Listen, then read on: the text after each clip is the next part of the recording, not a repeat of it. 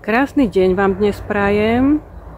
Toto video môže byť vlastne zároveň aj pokračovaním predošlého videa Prekonať neprekonateľné a dnes s názvom Život je a otáznik. Život je vlastne to, čo sa okolo nás deje, čo vidíme, cítime, vnímame, je to naša realita. Veľa ľudí si vlastne ešte doteraz neuvedomuje, že tú realitu si môžeme meniť a vytvárať a že to, čo máme už vytvorené, je dielom nášho predošlého nastavenia. Ja som si veľakrát nevedela vysvetliť ešte, aj keď som sa zaujímala o tieto veci, nevedela som si vysvetliť to, prečo vlastne ja, keď mám dobré úmysly a nesnažím sa akoby niekomu ubližovať a snažím sa robiť najlepšie ako viem, prečo vlastne zažívam to, že som sa zažívala, to, že sa ku mne niekto nesprával dobre, alebo si ma nevážil, alebo niečo podobné. Tak až časom som zistila, že to bolo z toho môjho vnútorného nastavenia, ktoré som si vlastne ani neuvedomovala. Nezvedomila som si sama seba ako nejakú hodnotnú bytosť, ktorá je vlastne celistvá, dokonalá a stvorená múdro. A v podstate som sama sebe nedopriala to najlepšie, a snažila som sa skôr vyhovieť ostatným, aby oni boli spokojní. A tým pádom som v podstate a nevedome bola v roli obete. Momentálne som sa dostala do určitého stavu, v ktorom som ešte nikdy predtým nebola. A úplne preciťujem to svoje stvorenie, akoby to moje zhmotnenie tu na zemi. Akoby to prežívam nielen z nadhľadu, ale aj zvnútra, proste zo všetkých možných častí a uhlov sa cítim proste, akoby sa cítim sama seba tu na zemi a vnímam sa s takou veľkou silou a mocou nad svojím životom a stalo sa mi už aj to, že som zacítila pocit, ktorý som predtým ešte nikdy nezacítila, a to bol taký pocit, že zo mňa vyvierala neskutočná vďačnosť a láska a normálne som si povedala, že ja milujem všetko to, čo sa mi aj zle stalo, proste úplne kompletne to celé milujem. Ako keby ten proces, ktorý sa mi dial, že ja to proste neskutočne milujem a aj to, čo sa vlastne odohráva momentálne, aj to, čo nie je ešte úplne také, ako by som chcela, a vlastne milujem ten proces, aj keď nemusím už vlastne vôbec prežívať nič zlé. Už vlastne som si stanovila, že som hodná toho, aby sa mi dialo všetko to najkrajšie a najlepšie a vlastne som si to sama sebe dala.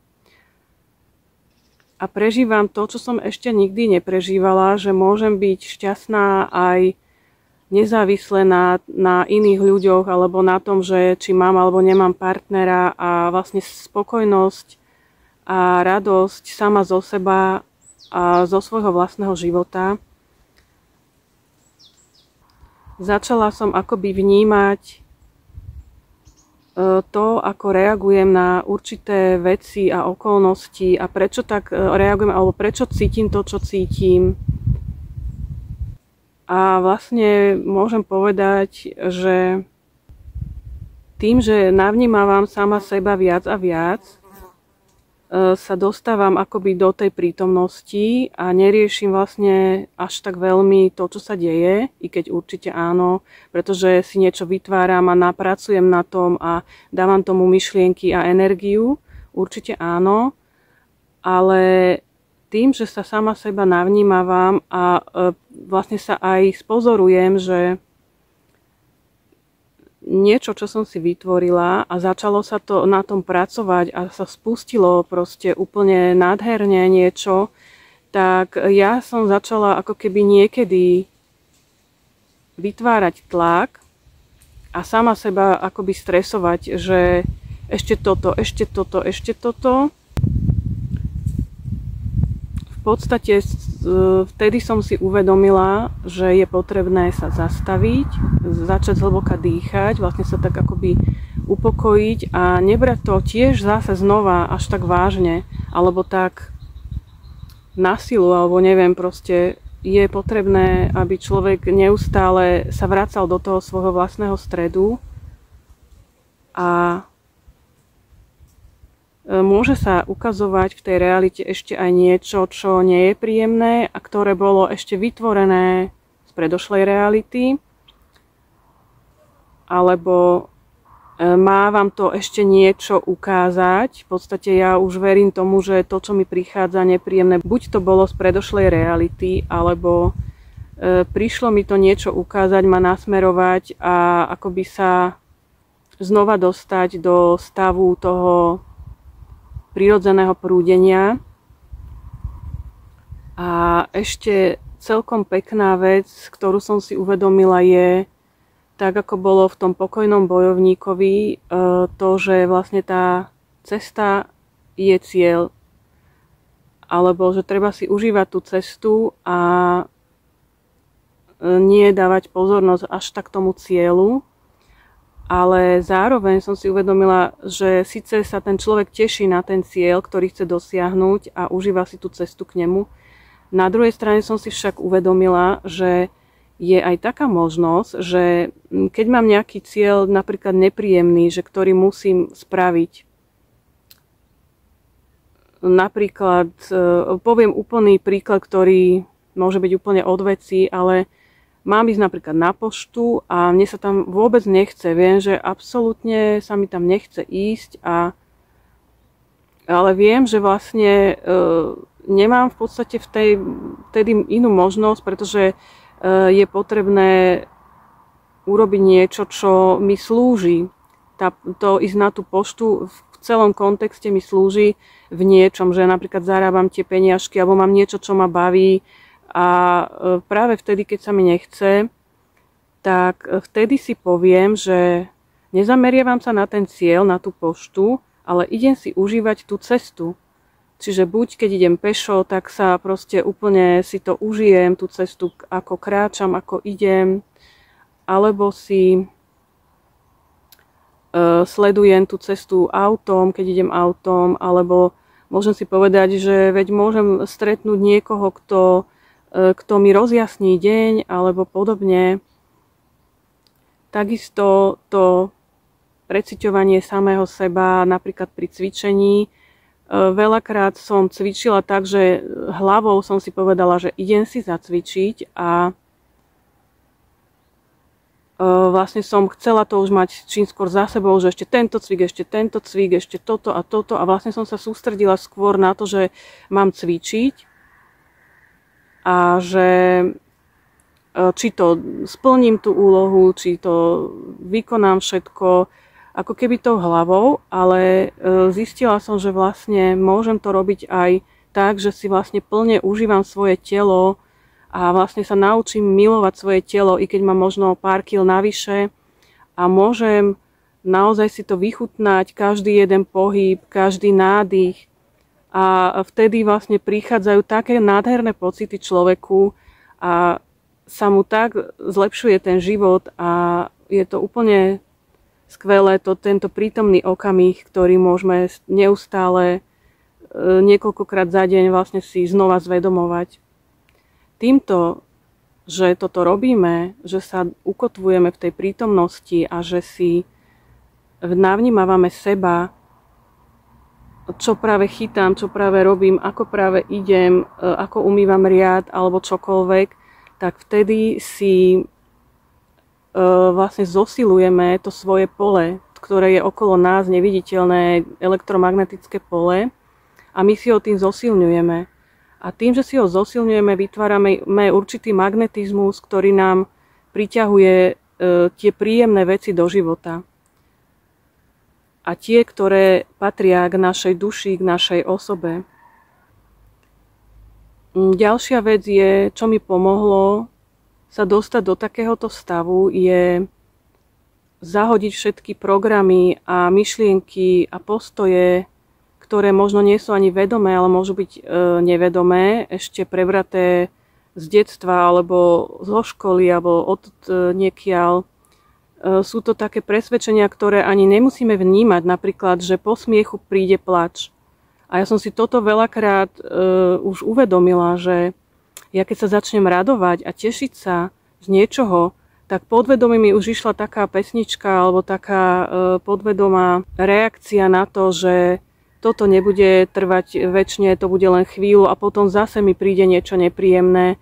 A toto si uvedomujem, že som tam mala proste podvedome. A takisto aj čo sa týka toho, ako sa vám darí v práci, povolaní alebo niečo podobné, tiež je to tam tak, že je napríklad peniaze sa musia iba ťažko zarobiť, peniaze nerastú na strome.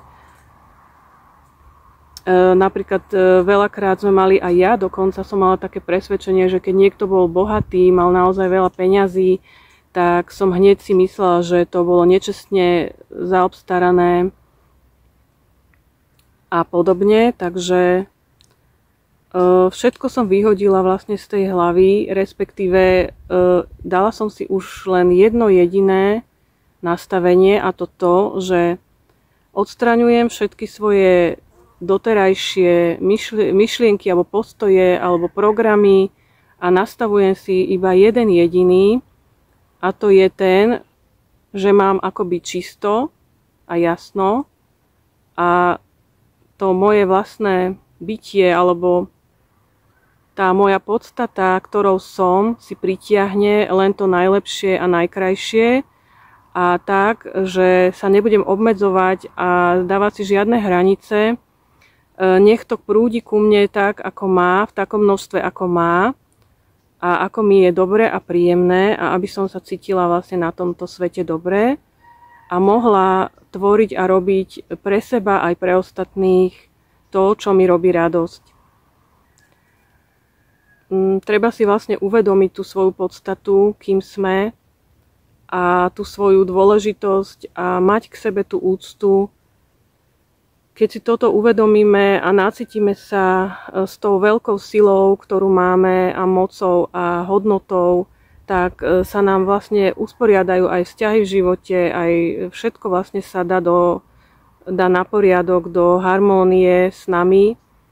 A vtedy, keď máme odpovedať na to, na čo sa pýtame v tomto videu, život je otázka, aký je život. Je taký, aký si ho v podstate uvedomíme a urobíme. Je taký, ako si ho dovolíme žiť, ako si dovolíme prežívať.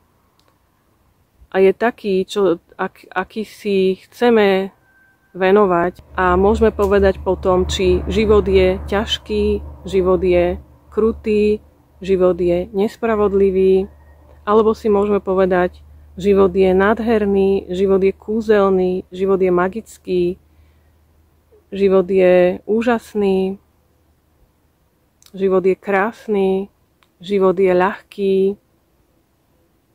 Takže vlastne je na nás, aký ten život je. A ešte jedna vec ma napadá, že vlastne ja som si už povedala, že ja už nemám žiadne sny a žiadne priania. Možno to znie trošku tak tvrdo, ale nemám naozaj. Ja som sa sústredila už len na ten prítomný okamih, na to, čo chcem tvoriť, robiť, čo mi robí radosť, vnímať to vlastne, ako reagujem a čo mi teda prináša dobre a čo zlé. A v podstate na toto som sa ja zamerala. A ja už mám len plnú dôveru v to, že ja sama viem, čo je pre mňa dobré a čo cítim ako príjemné a nepríjemné. A to verím, proste dávam tomu dôveru, že to sa mi aj pritiahne.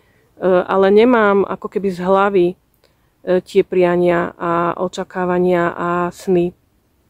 Tie som vypustila, aj čo sa týka čohokoľvek, či práce, či partnerstva, čohokoľvek. V podstate som to nechala tak, čo má ku mne patriť, nech je tu so mnou a nech to mám.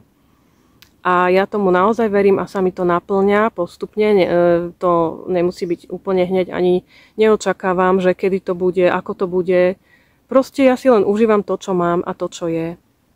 Ale v podstate, čo sa týka očakávanie môžeme vnímať možno dvomi spôsobmi, by som povedala.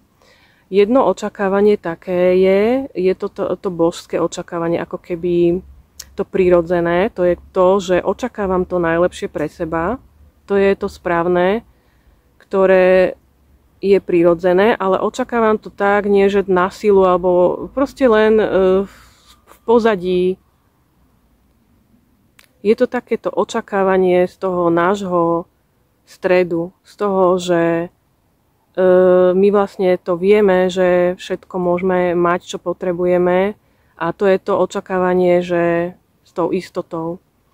Druhé očakávanie je také očakávanie, ktoré je z hlavy, ktoré je akoby nie prirodzené, ale také vynútené, že očakávame niečo väčšinou od druhého človeka, že sa bude nejako správať, že bude nejako konať. My však tým dávame silu tomu druhému človeku nás ako keby ovládať, alebo dávame mu vlastne tú silu, že sa nebudeme cítiť dobre potom, keď očakávame niečo od neho. Môže nás to dokonca až zlomiť. A je to taká frustrácia, len v podstate stačí si len uvedomiť, že ja sa musím zamerať sama na seba a musím nehať každému slobodnú vôľu. Každý robí tak, ako momentálne cíti, vníma, ako môže, ako chce. Možno nemá čas, možno má veľa práce, alebo si niečo v sebe urovnáva. Jednoducho a má pocit, že vlastne sa nechce ozývať, lebo by mu to narušovalo to, čo sa mu deje vnútorne, ten proces v ňom. Takže vlastne treba to rešpektovať, že niekto práve v tom momente, v tom čase nereaguje tak, ako by sme si želali.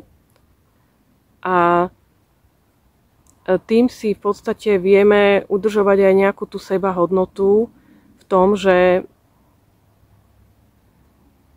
keď niekto nerobí nejaký krok, ako chceme, a my sa mu nemôžeme doprosovať a prosiť ho, alebo ho nejako nútiť, alebo vyžadovať, pretože to znižuje tú našu sebahodnotu. Takže v podstate musíme dať jednoducho tú slobodnú vôľu tomu človeku. Ten človek, keď naozaj nás má rád a naozaj bude chceť s nami byť v kontakte, tak aj bude.